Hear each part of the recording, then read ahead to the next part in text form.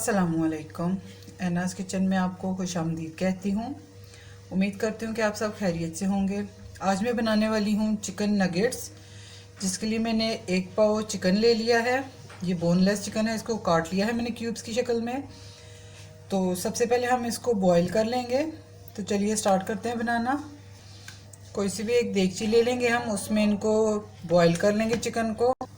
पानी डाल देंगे इसमें और इसको जोश दिलवा देंगे।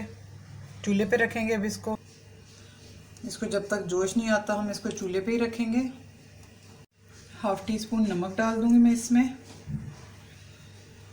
जी, ये चिकन हमारा बॉईल हो चुका है। अभी यहाँ पे हम लेंगे 4 पीस ब्रेड के। इनके ये जो ब्राउन कॉर्नर्स है ये काट देंगे हम।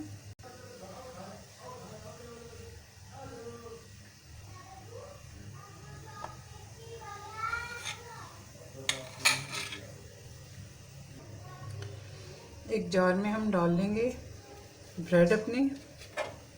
ब्लेंडर में भी ये इजीली बन जाएंगे नगेट्स।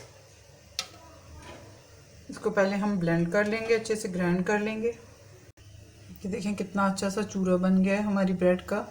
अभी इसमें हम डालेंगे चिकन जो बॉईल करके रखा था। ये चिकन डाल दूंगी इसमें मैं। 1/2 टेबलस्पून डालूंगी अदरक लहसुन का पेस्ट। 1/2 टीस्पून डाल दूंगी नमक। 1/2 टीस्पून डालूंगी मैं लाल मिर्च का पाउडर। 1 टीस्पून डालूंगी मैं ज़ीरा। 1/2 टीस्पून डालूंगी काली मिर्च का पाउडर। और इन तमाम चीज़ों को हमने ब्लेंड कर लेना है अच्छे से। ये हमारा मिक्सचर बहुत अच्छे तरीके से तैयार हो गया है। अभी इसको हम निकाल लेंगे एक बाउल में। अभी हम इस मिक्सचर को थोड़ा थोड़ा ऑयल लगा के हाथ से इसको मिक्स करें, गूंदेंगे। अभी हम ऐसी एक शेप कटर ले लेंगे, इसमें ऑयल लगा लेंगे।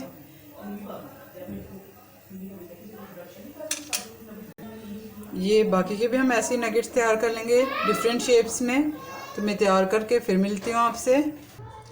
हमारे तमाम नगेट्स बन के तैयार हैं। अभी इनको हम फ्राई कर लेंगे। एक अंडा ले लेंगे, इसको फेंट लेंगे हम। यहाँ पे हमने एक अंडा फेंट लिया है, साथ में हमने लिए हैं ब्रेड क्रम्स। अभी एक एक हम डिप करते जाएंगे इसमें, एग में, इसमें डिप करके। अभी इसको हम रखेंगे ब्रेड क्रम्स में, ब्रेड क्रम्स लगाएंगे। ये हमारे नगेट्स रेडी हैं। अभी इनको हम फ्राई करेंगे, डीप फ्राई करना है इनको। ये तमाम नगेट्स हमने डाल दिए हैं, इनकी साइड चेंज कर दी है। अभी 2 मिनट तक और पकाएंगे इनको। हमारे नगेट्स बन के तैयार हैं। अभी इनको हम निकालेंगे डिश में। जी, तो हमारे नगेट्स बन के रेडी हैं।